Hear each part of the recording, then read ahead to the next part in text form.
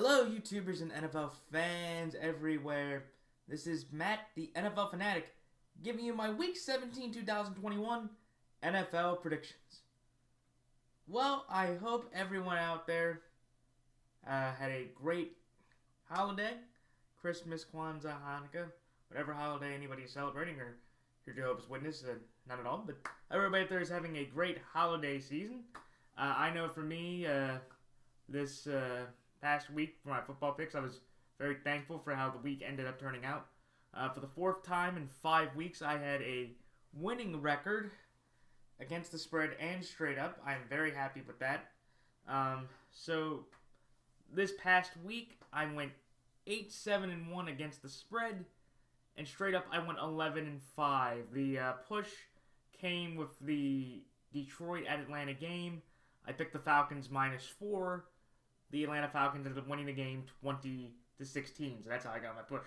So I will take that because I was able to get a winning record thanks to the Dolphins last night, even though when everybody found out about the Saints and COVID running through their locker room once again, they were pretty much ducks dead in the water thanks to Ian Book, the former Notre Dame quarterback, starting this week, and he got sacked 8 times, threw 2 horrible interceptions. Tua really didn't have to do that much. Basically, just had to throw it to Jalen Waddle, and that pretty much was the end of that one. But it was with that though, that's how I was able to get against the spread a winning record at 8-7-1, and straight up I went 11-5. And now overall for the year against the spread, through 240 games, I am 111, 124-5 against the spread, and straight up now I am 153, 86-1. So that equals up to 47.3% against the spread, and straight up at 64%. So that's 63.99 genuinely, but I rounded up to 64. So with 2 weeks to go, it looks like I am going to be able to, hopefully with 2 more great weeks, to hit my seasonal average straight up. Against the spread, I'm not going to hit that 500 mark with how my record's been going. So, who knows? 2 great weeks here. If I have to clear 13 games in 2 weeks. With my luck so far, I don't think I'm going to do that well, but who knows? Let's see what happens. But I will gladly take a near 50% and basically around my seasonal average at 65 to 66%. That's still very much in reach for this season. But what a crazy week 16 in the NFL season last week. The Bills getting a very impressive victory over the New England Patriots, 33-21. Josh Allen threw for 3 touchdowns. Including the big crucial one, Isaiah McKenzie, having 11 receptions for 125 yards. I thought the Bills' defense played great. They got 2 big interceptions on Mac Jones, who only completed 14 of 32 passes for 195 yards. Damian Harris was the star of their offense for that game, 101 yards rushing and 3 touchdowns. And I just think the Bills, they pretty much, I believe, will win out and win the AFC East for a 2nd consecutive year, and they are the first team since I think I said the Peyton Manning Colts of 2006 to go into New England 2 consecutive years and win 2 consecutive games at Foxborough, which is incredibly impressive. For that one, I'm trying to think of some other big storylines. I do want to wish a very quick recovery to Jacksonville Jaguars running back James Robinson, who tore his Achilles within the first quarter of their game. It's a very unfortunate injury because he was having another solid season. He will now likely be out going into the beginning of next year. And now for that Travis Etienne pick, remember, who was out for this season in August due to a Liz Frank injury. Now that pick looks incredibly useful and vital, especially with James Robinson likely being out to begin next season. So hopefully a quick recovery there. And kudos to the Jets in the 1 versus 2 battle. The number 2 pick won again. And Zach Wilson beating Trevor Lawrence 26-21. I could have had that game if it wasn't for a 1-yard play at the end. He questioned a 2-point conversion, though that one, they were down 5, trying to be down a field goal. Could understand it. But both those quarterbacks have very murky futures. Looking forward to them. The Jets roster didn't look that great, besides against mediocre competition. Even though you could say for the Jets' 4-win season, feels like an 8-win season in previous times. And for Trevor Lawrence only throwing 1 touchdown in the last 6 or 7 weeks, not great. And with his attitude, if I'm the Jags fan, I am very concerned about the future.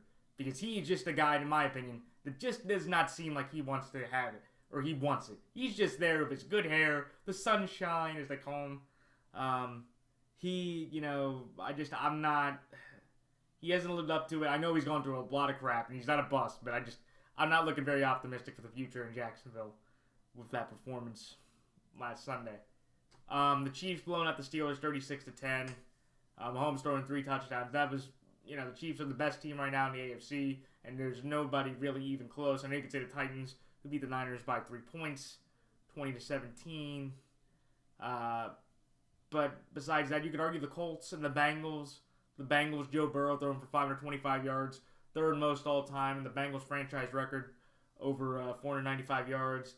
He's the first quarterback in Ravens history to have 400-plus yards and 4-plus touchdowns in a consecutive games of franchise history. Jamar Chase, T. Higgins, and Tyler Boyd all had great receiving days. Joe Mixon leading the way. And I think for Zach Taylor as well, he has saved his job with the first winning season in Cincinnati since, I believe, 2016. It's the first time in 5 years the Bengals have a winning season. And for the first time since 2015, I believe the Bengals are going to win the AFC North. So, congratulations to them. And then, just trying to get some other quick little things I wanted to catch on. One final thing. Two final things. One, congratulations to Tampa Bay Buccaneers for winning the NFC South. First time since 2007. Tom Brady had a modest day, 100 yards or 200 yards and touchdown. Antonio Brown caught 10 receptions in his first game since, I believe, week 3. Yeah, since week 3. After everything that's went on with his injury and his suspension due to the fake vaccination card. And they really needed him. And Keyshawn Vaughn getting his first career touchdown with a 55-yard rushing touchdown up the left side. The Bucs defense played sensational, holding the Panthers offense to practically nothing. Matt Rule sounded like a clown, saying that he's like Jay-Z. It took him 7 years to become an overnight sensation. That's kind of an oxymoron if you think about it, because if an overnight sensation takes 1 day, he said it takes 7 years. And honestly, I would fire Matt Rule because I just don't think he's very good. He looks scatterbrained and he just looks overwhelmed. He's not as mean, as demeaning as Urban Meyer, but it's just you're going into year 3 with a Panthers team that is completely in disarray. There is nothing that much positive besides Gilmore, Brian Burns, McCaffrey, not even that, because you could argue the injuries and the amount of time he's missed. And finally, before I get into my picks, the Chargers, what a disaster. Losing to the Texans team that had over 13 players that had a bunch of players on COVID, just like the Chargers did. And for the Texans, for the first time all year, in a sense that I did not think they had won back-to-back games. And Davis Mills looks like he's going to be able to stay on this roster. I do not think he's a long-term answer for the quarterback, but he will be on that roster because I think he's played well enough over the last 3 weeks, and if he plays well in the final 2 weeks, that he's earned the right to stay on that roster long-term moving forward as at least a quarterback, as the backup at least, and maybe even competing for a job depending on what happens. So, and for the Chargers, devastating loss. Herbert played horribly, and the Chargers with that much talent, that much experience, who was there or not, they shouldn't have lost that game. So, that's just my quick thought on that. Alright, so time for my picks for this week. So, this Sunday, there are no more Thursday games. We will have 2 Saturday games next week in Week 18 due to the new ESPN agreement, but that'll be here for next Monday when I get my final video for the regular season. So, for this week's picks, all games on Sunday. When the 7-8 Atlanta Falcons travel to Buffalo to take on the 9-6 Buffalo Bills, the Buffalo Bills are 14.5-point favorites in this game, which is nuts to me. I know Buffalo, they are clearly the better team, but Atlanta is no pushover. They've had some nice moments. They played pretty well. I know you can say, well, they got blown up by the Niners and the Bills are better than them. I think with 14.5 points, that is way too many points. And I don't think the Bills' defense is going to be that suffocating. Who knows? I could be wrong. But I'm going to take the Buffalo Bills here to win straight up in that game. But I'm going to take the Atlanta Falcons plus 14.5. Then the next game, when the 4-11 New York Giants travel to Chicago to take on the 5-10 Chicago Bears. The Chicago Bears are 6-point favorites in this game.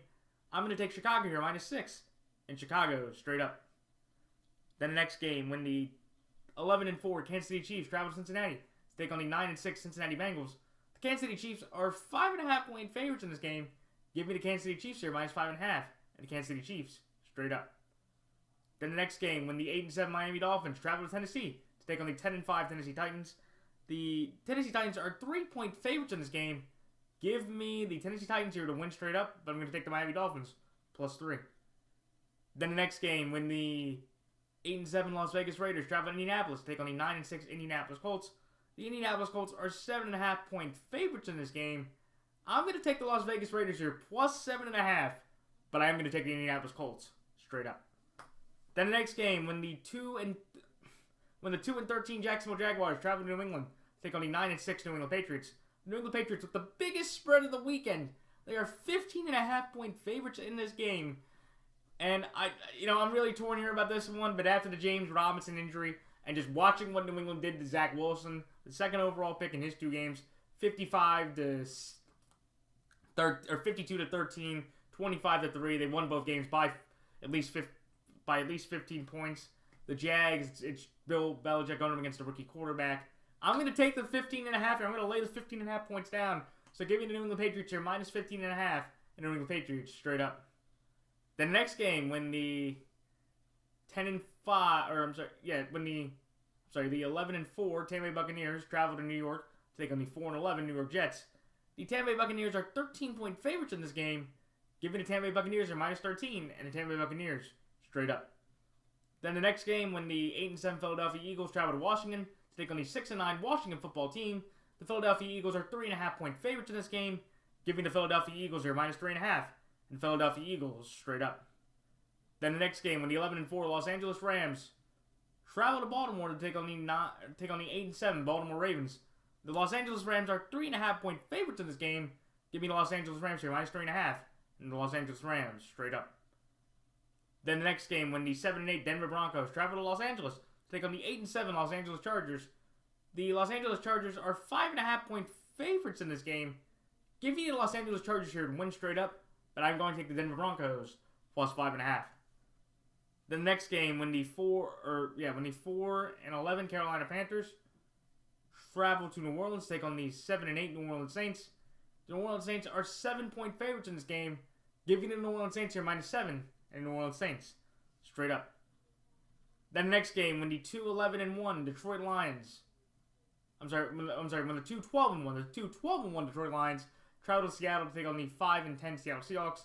The Seattle Seahawks are 6.5-point favorites in this game. Give me the Seattle Seahawks here to win straight up, but I'm going to take the Detroit Lions +6.5. And then the next game, when the 10-5 Arizona Cardinals travel to Dallas to take on the 11-4 Dallas Cowboys. The Dallas Cowboys are 5.5-point favorites in this game. Give me the Dallas Cowboys here -5.5 and the Dallas Cowboys straight up. Then the next game on Sunday Night Football, when the 7-8 Minnesota Vikings travel to Green Bay to take on the 12-3 number 1 seed leading NFC Green Bay Packers. The Green Bay Packers are 6.5-point favorites in this game. Give me the Green Bay Packers here -6.5 and the Green Bay Packers straight up. And then finally, in the Monday night game, and basically an AFC North elimination game, when the 7-8 Cleveland Browns travel to Pittsburgh to take on the 7-1 Pittsburgh Steelers. The Cleveland Browns are 3-point favorites in this game. I'm going to take the Cleveland Browns here -3 and the Cleveland Browns straight up. Alright, it's time for my thoughts on each game. Excuse me.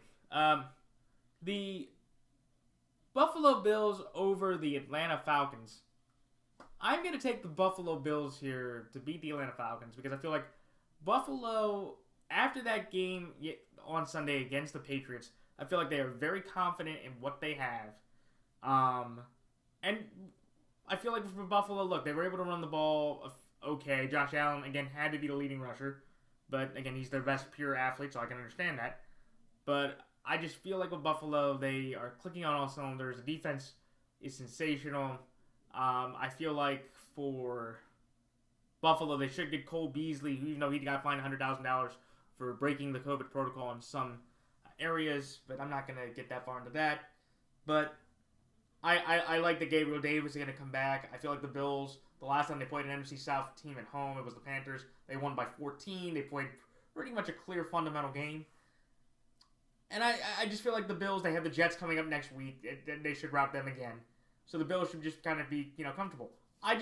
To me, the Atlanta Falcons, the reason why I took them against the spread is that, the Falcons, they're good. They're 7-8.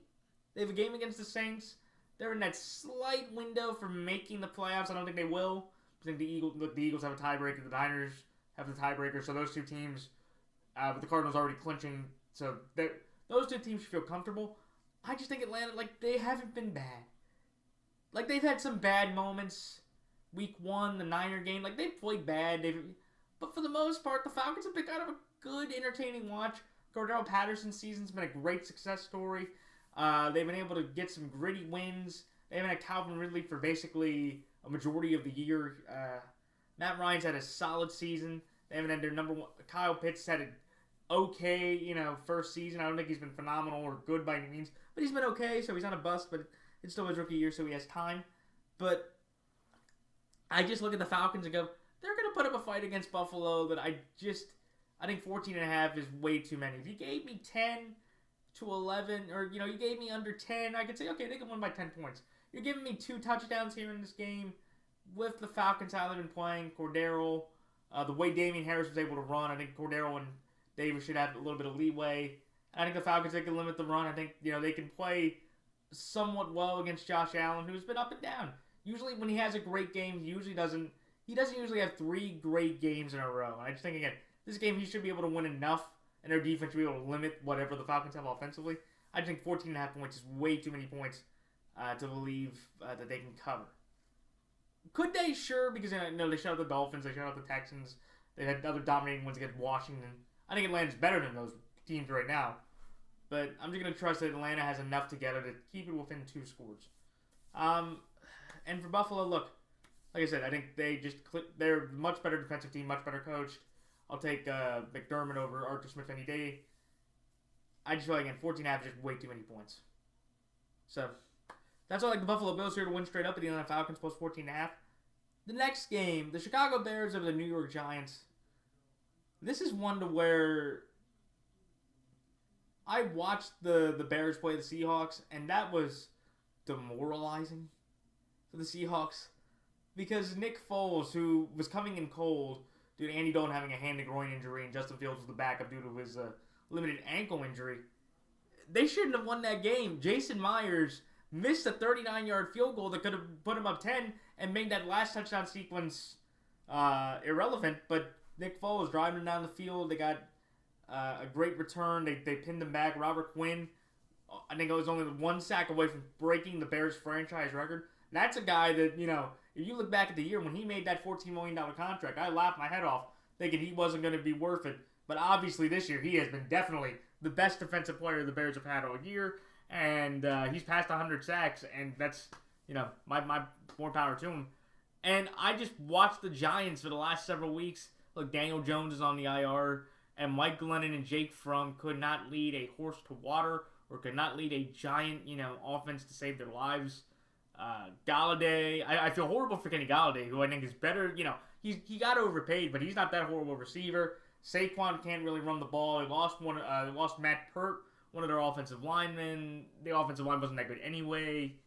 The Eagles were able to just basically move the ball down the field. I think Robinson and Mooney, or definitely Darryl Mooney, Damiere Byrd, they have enough offensively with the Bears. So I'm like, okay, I think the Bears offense can make a few more movements with Dalton or Fields or Foles, whichever one they want to start, against the Giants team that they may have comparable defenses.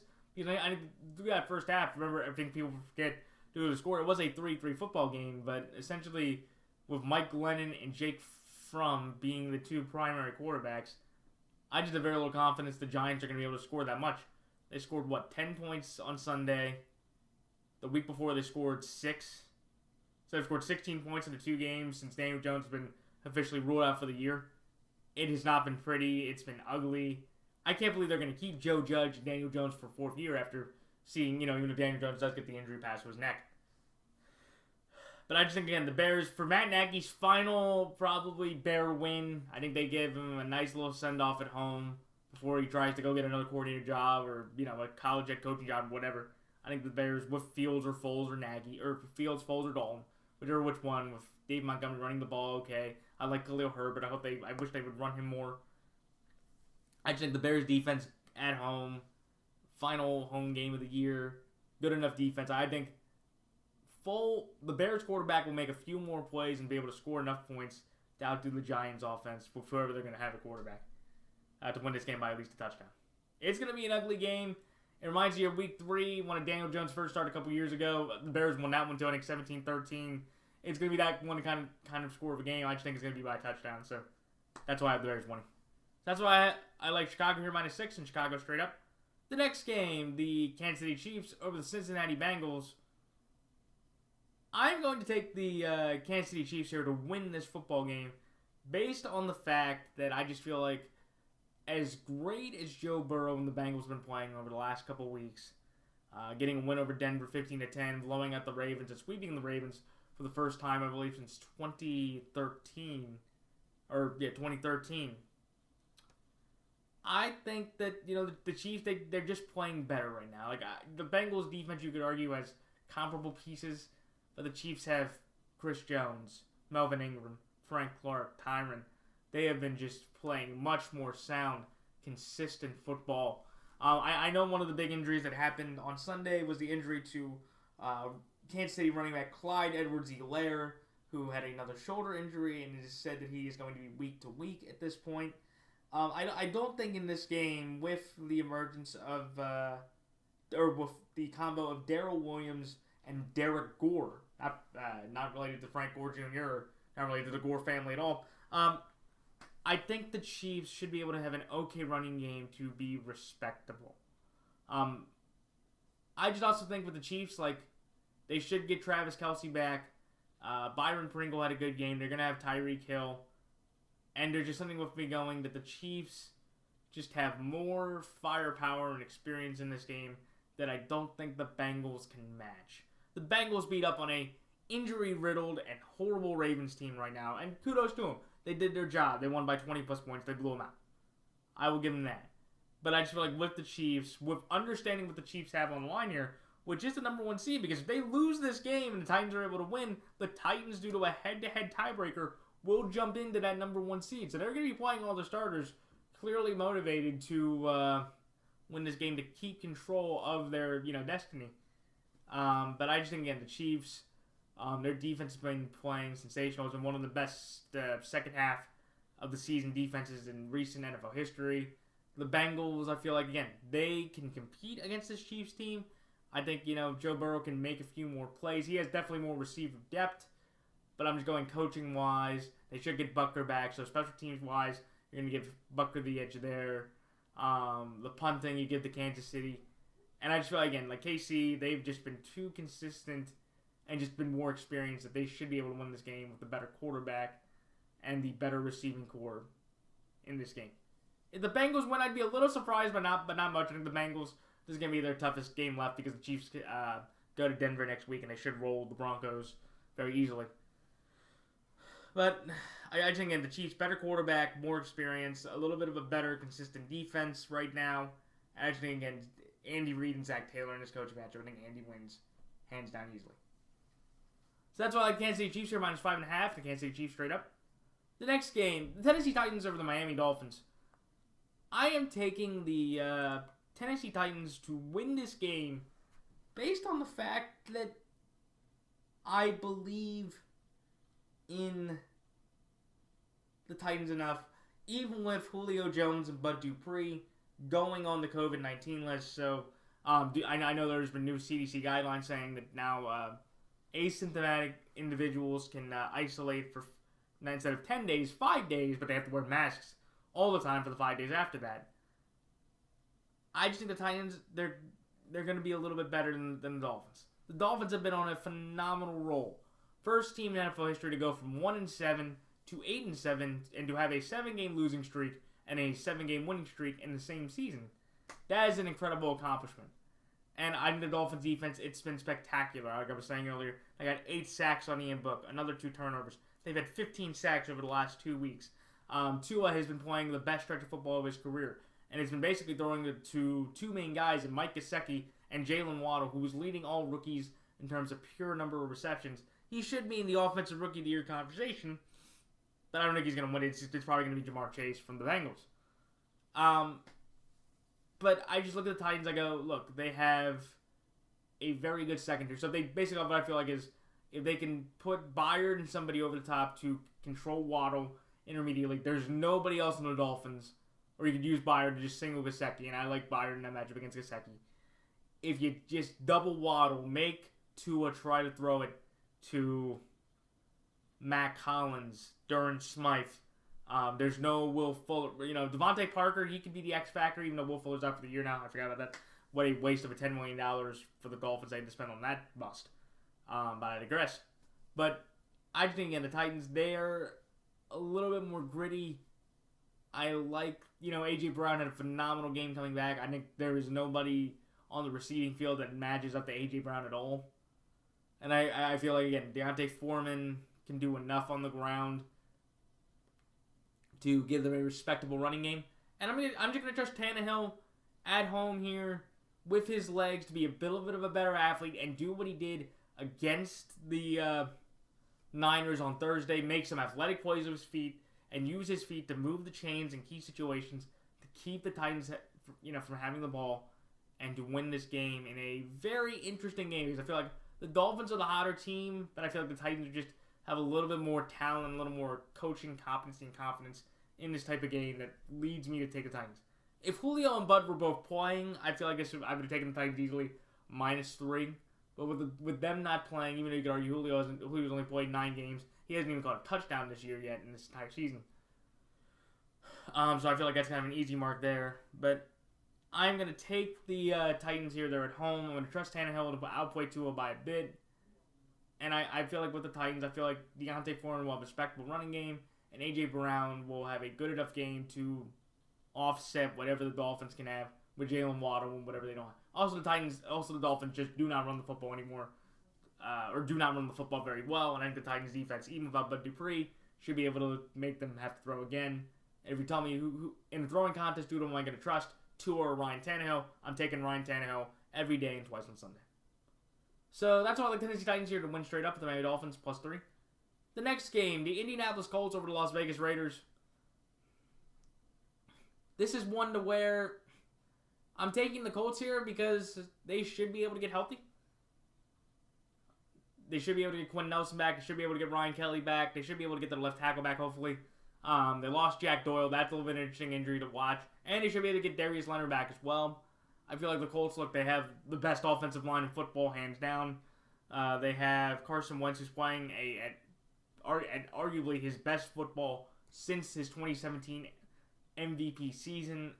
I really like what Denzel Dermond has done. Michael Pittman's a very good number 2 receiver. And T.Y. Hilton showed in the game last week that he could still make some good run some good routes and catch some big time catches when they need him to. And I really like what this Colts defense has. This Raiders offensive line has had some trouble running the football and trying to protect Derek Carr. He was getting harassed by the Denver defensive line all throughout Sunday.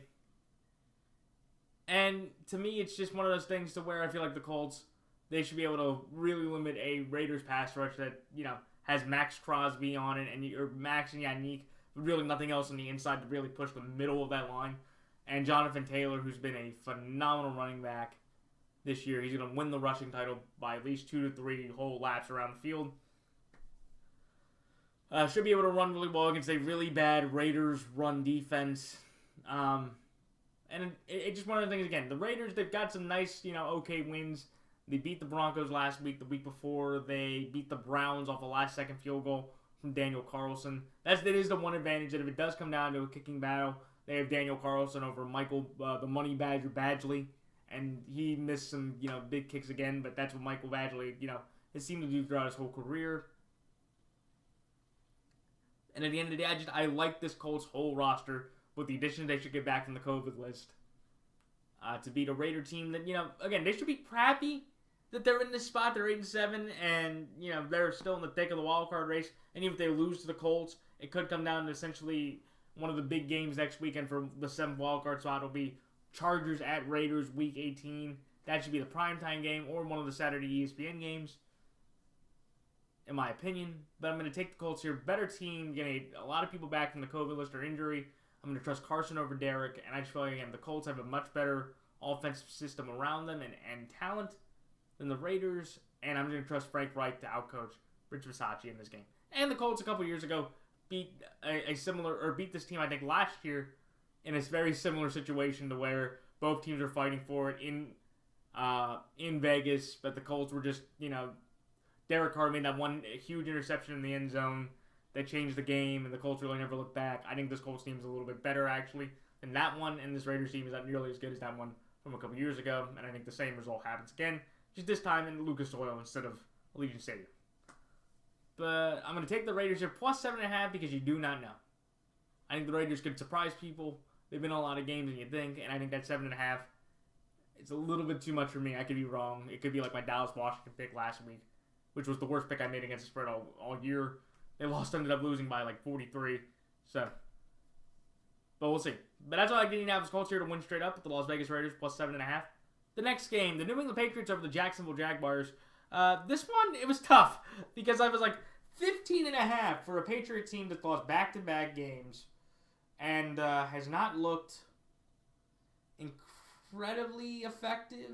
But to me, like I said, I'm just going to go to, this is the biggest reason why I took the Patriots minus 15.5. It's basically they played a rookie quarterback.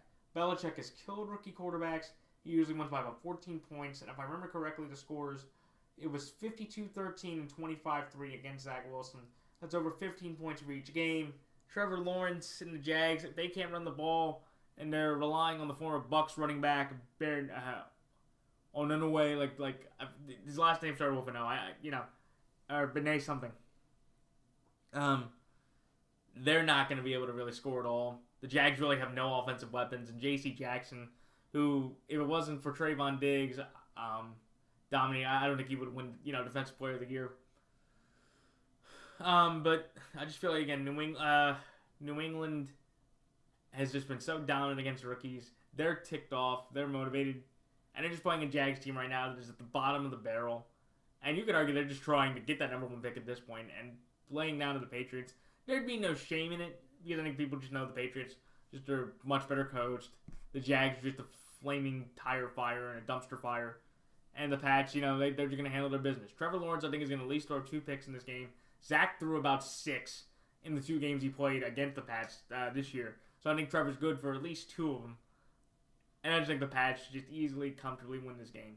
Running, hard-nosed offense. The Jags defense really can't do, stop anybody. They let Zach Wilson have a 52-yard touchdown run for crying out loud.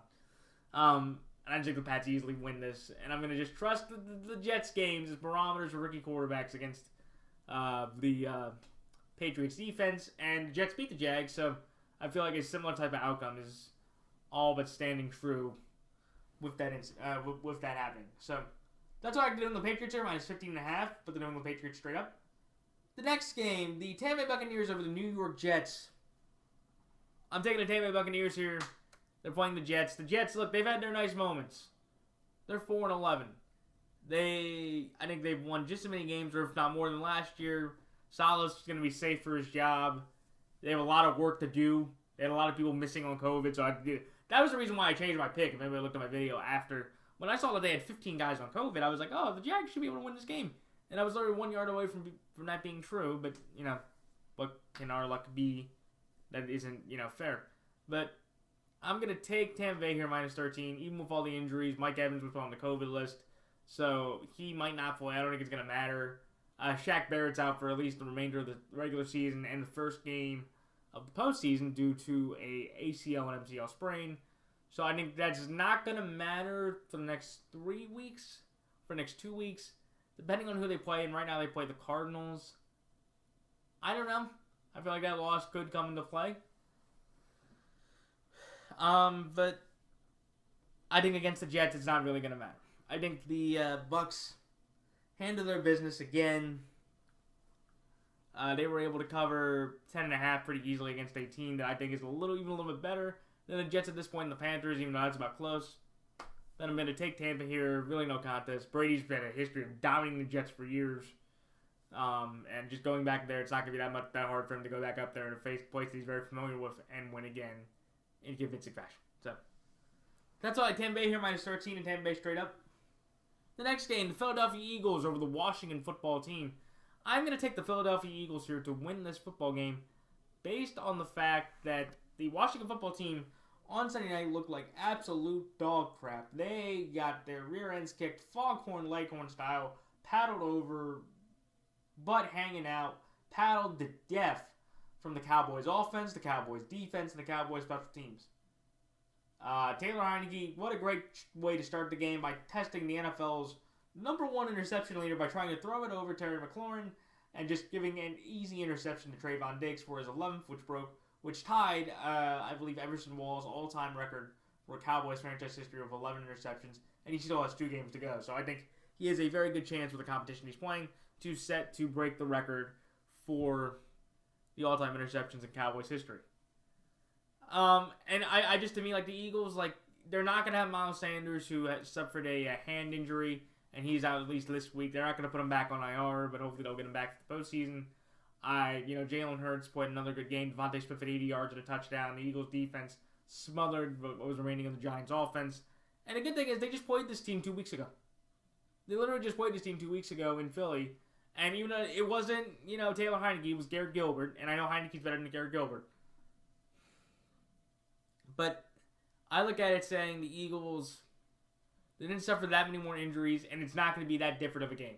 If they were able to win by 10 points against Garrett Gilbert and what was left of the Washington offense and then defense, if William Jackson and Landon Collins can go for a second straight week, I think the Eagles easily win this game by at least a touchdown and sweep the Washington football team and basically all but guarantee a playoff spot with a 9th win, everything going else on in the NFC wildcard picture.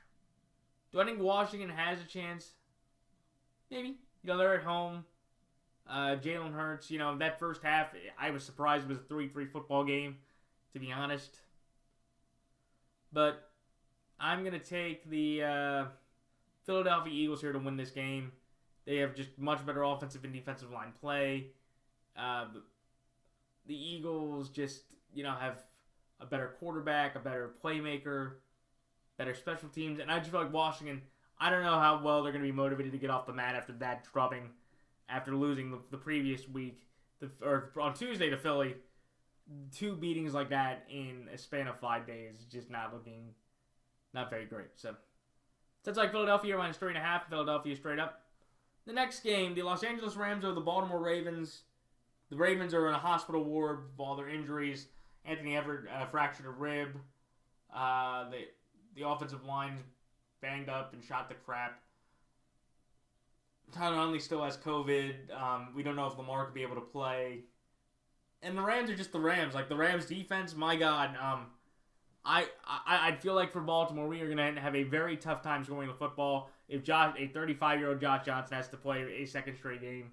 The Rams defense, the Rams offense last week against the Vikings was not spectacular, except for Sony Michel, who ran for another 100+ yards in their game, and they had a 2-2 Atwell punt return touchdown, which was really big. Stafford threw 3 picks, which was very surprising against a Minnesota Vikings secondary, which is not very good, but outside of Harrison Smith.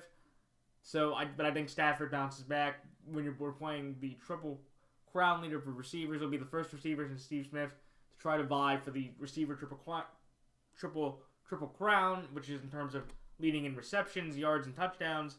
I think Cooper Kupp will retain it. I think he'll he could break the receiving yardage record. I don't think he'll break the receiving touchdowns record, but he will definitely win this triple crown and be going into next year the best receiver in football.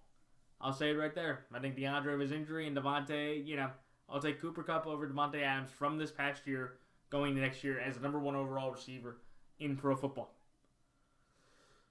And, again, it's one of those things, the Rams, they are going to be motivated because remember, the last time these two teams played in 2019, due to this new scheduling rule, we shut them out 45-0. We made Aaron Donald, Jalen Ramsey, and that whole Rams team shut down Hollywood and Los Angeles back in 2019. And a lot of those guys on that roster are still there, and I'm pretty sure they want redemption and a kick-butt opportunity to do the same thing to the Ravens in Baltimore. Could the Ravens win this game? Maybe if Lamar plays with his injury and just everything going on. I feel like this is one of the easiest locks of the week or easiest picks. The Rams are just too good. I don't think Stafford's going to have a bad game against a beat-up Ravens secondary, and I think the Rams just come into Baltimore. Even the West-East Coast thing, we say, hey, we beat the Chargers.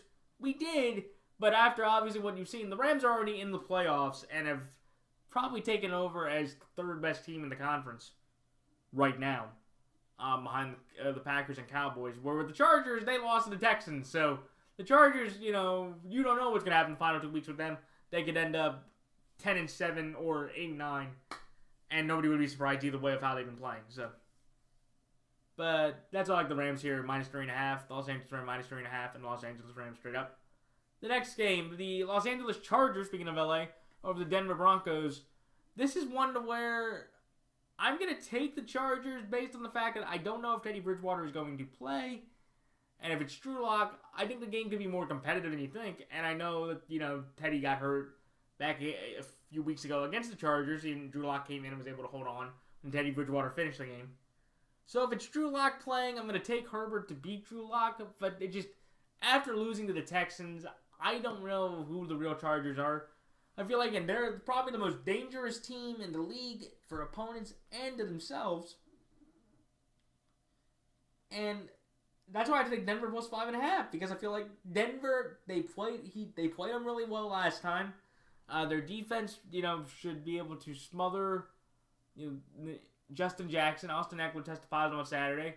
I know I talked about the CDC rules, so Eckler could be back, but I feel like a lot of those, well, they already said Chris Harris, Nazir Adderley, and another one of the corners, Michael Davis, they're already all going to be out this week due to positive COVID tests. So,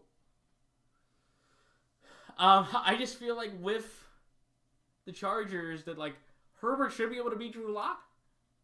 He should. Even though, again, they're going to be in Los Angeles, so it's going to be partially a Denver home field advantage. But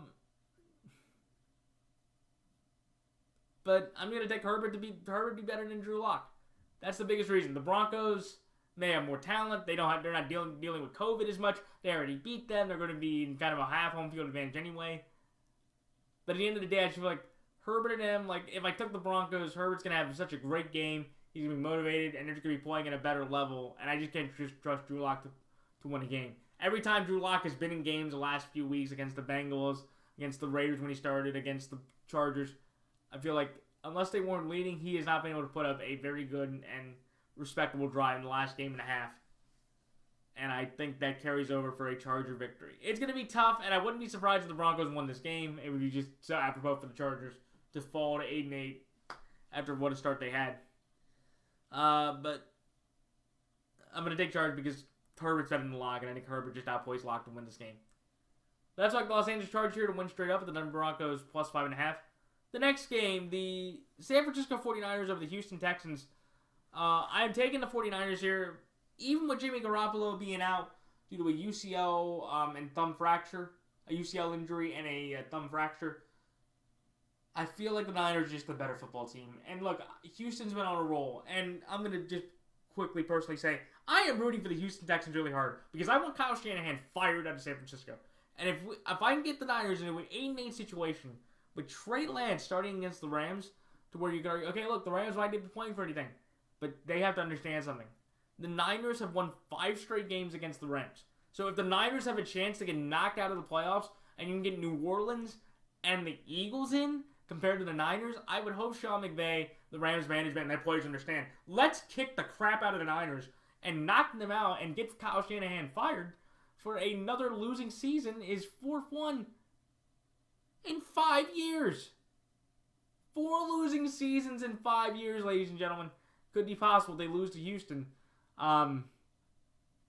So, at the end of the day, I feel like Trey Lance, they have such a little tape on him, and you go, it's a good and bad thing. I just think Trey Lance has too good of legs and too good of an arm with the weapons they have to win this game, and I feel like the Niners are going to understand the moment here. They understand the moment of how significant this is, because essentially, if they win this game, they pretty much can lock up a playoff spot due to the head-to-head tiebreaker they have over the Vikings, the Falcons, and the Eagles. We're in the 7th seed right now. And I just feel like the Niners definitely get Elijah Mitchell back. They're going to have Debo. They're going to have Kittle and Jawan Jennings. And I think this Niners defense should be able to get after a Houston offensive line, which is not great by any means.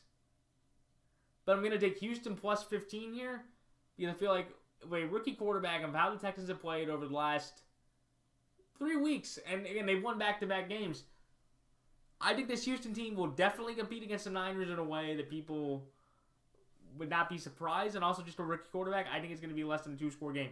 And Trey Lance has only started. He only lost by 7. And then the Niners defense did a job against Arizona, only holding on to 14, but he only scored 7. So I feel like in his one game, if a team had more than 7 or had more than 8 points, they would, or had a 7-point or fewer margin, if you were 6 or under, you were able to win that, or 8 or under, you were able to win that game. I feel like this game, it will be, I think, at least a 10-point game maybe. I don't think the Niners will blow them out with Trey Lance, but we'll see.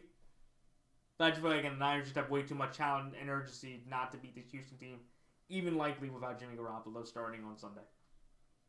So that's why I like the San Francisco 49ers here to win straight up with the Houston Texans plus 15.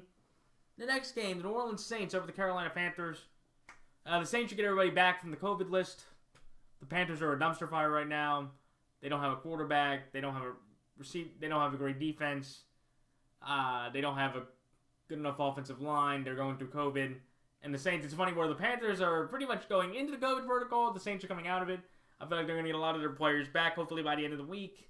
And Taysom Hill should be able to start again. Or Trevor Siemian, for that matter. I think one of those two quarterbacks can do enough to win this game against the Panther team that might not be able to play just due to lack of roster and the amount of people and the good talent they have going onto the COVID list. The Saints easily win. And also the Saints are going to be motivated from week 2. One of the early bright spots for the Panthers.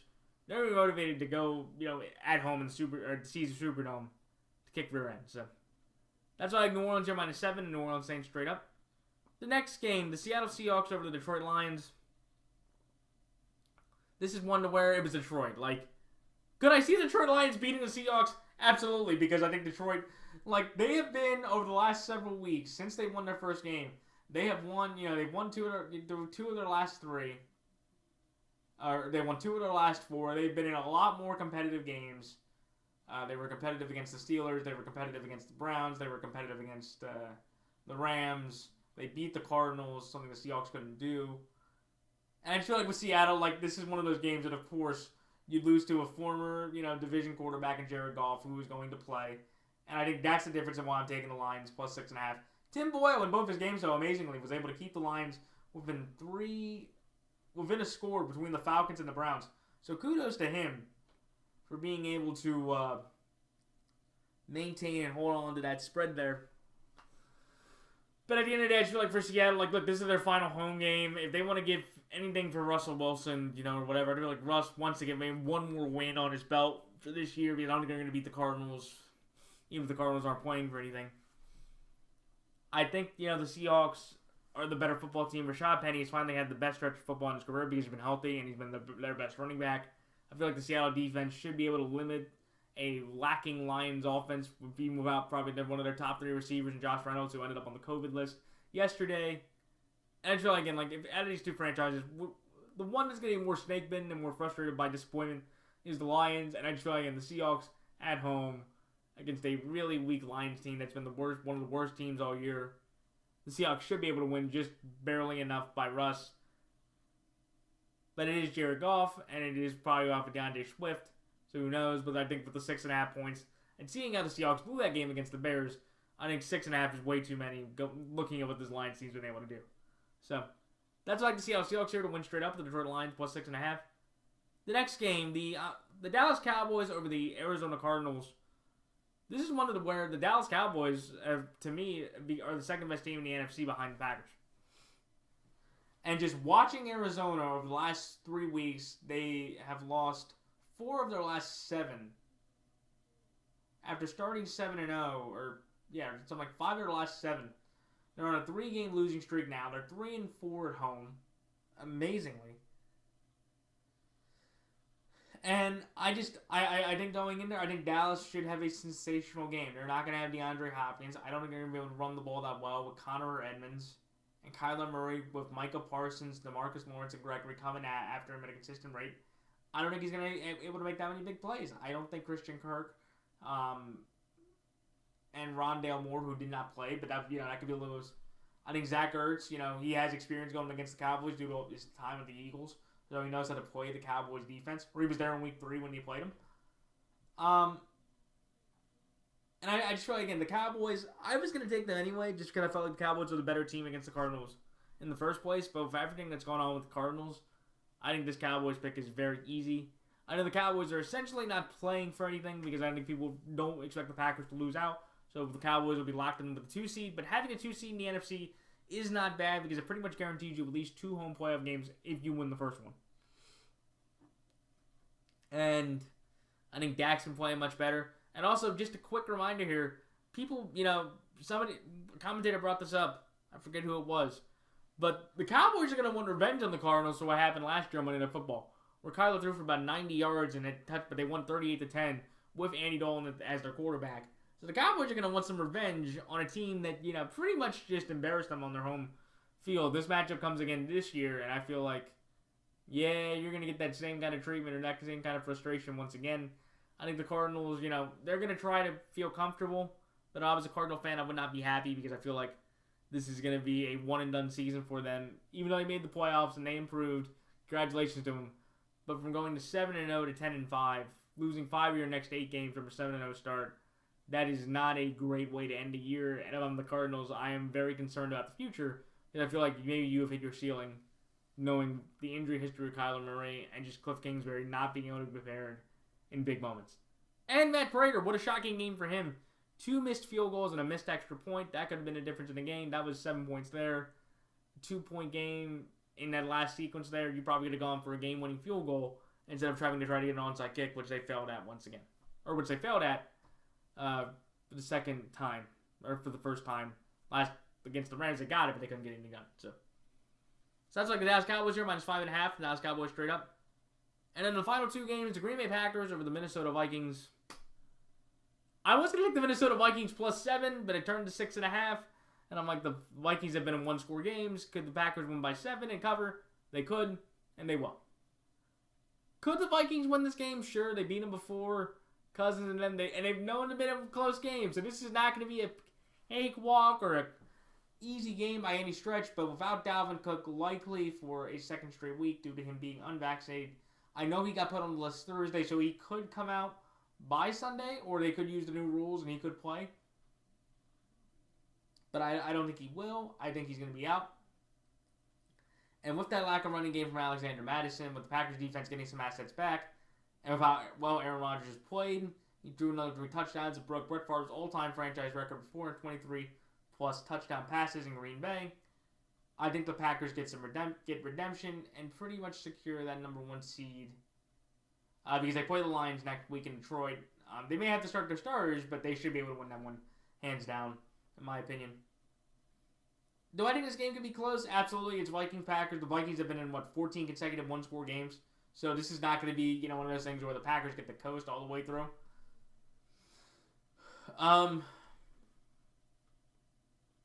But I'm going to take the Packers here. Better defense, better quarterback, healthier team, truster in coaching, trust in quarterback, primetime television. They're at home. Undefeated at home this year. I think they secure an 8-0 undefeated season at home and get to kind of get prepared for their number 1 seed matchup in the divisional round of the playoffs in a few weeks. So that's like the Green Bay Packers here -6.5. The Green Bay Packers straight up. And then finally, the Cleveland Browns over the Pittsburgh Steelers. I am taking the Cleveland Browns here -3 because I feel like the Browns have a better overall team. And Baker, actually, again, if they run the ball with Nick Chubb, they should be able to win the game. Nick Chubb was averaging over 8 yards a carry, and they kept throwing it. They kept giving Baker the ball to throw. And he kept throwing and costing himself game after game after turnover after turnover after turnover. Russell Douglas, who has had 5 picks in his last 10 games, which has been sensational. He's had arguable back-to-back pick sixes. And the Browns I think are the better football team. Pittsburgh, look, I know they beat them, and I know what happened the last time. Pittsburgh got embarrassed by the Vikings. They beat the Ravens next week. They got embarrassed by the Bengals. They beat the Ravens next week. They got embarrassed by the Vikings. They beat the Titans next week. They get embarrassed by the Chiefs. They should beat the Browns, this week. They won 50-10 earlier this year. It's Ben and the Steelers. Ben's had a phenomenal overall record against the Browns, only losing 3 times throughout his whole career. And also Pittsburgh, look, they're fighting for the Mike Tomlin streak. Mike Tomlin has never had a losing season, so essentially, if he can get this win, that will pretty much guarantee that at the very least. So, and they're at home, and Pittsburgh will be motivated. The last time Cleveland went to Pittsburgh was the playoff game where Baker was able to win and completely embarrass Big Ben, who threw 4 interceptions.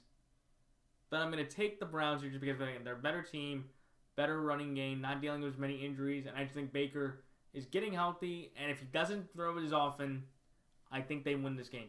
Could Pittsburgh win this game? Absolutely. I wouldn't be that surprised, but I feel like the Browns are the better football team at this moment.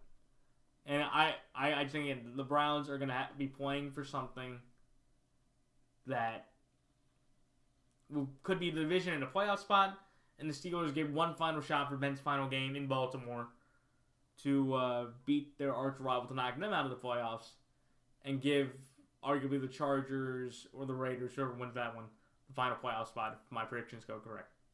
So that's like the Cleveland Browns here, -3, and the Cleveland Browns straight up. So those are my picks for this week. Like, comment, rate, subscribe. Please check out the NFL YouTube Prognosticators page. There's great people like Half Moon's Picks, Bridgewater's Finest, Big Fan Sports Talking, Andrew Warren, Keith Bailey, all those guys and gals that make predictions like I do every week. Check them out. You will not be disappointed with their predictions and thoughts. And that is it. So until next week, until the new year, I hope everybody has a great new year and a great start to 2022 next week. And until then, good luck to all players, coaches, any fantasy players. I am out of the fantasy playoffs, but I wish everybody luck that's in the fantasy playoffs and watches my videos. And fellow prognosticators. And until next week for the final regular season video for Week 18, first time ever of the NFL season, this is Matt Fanatic signing off. Until next time, so long.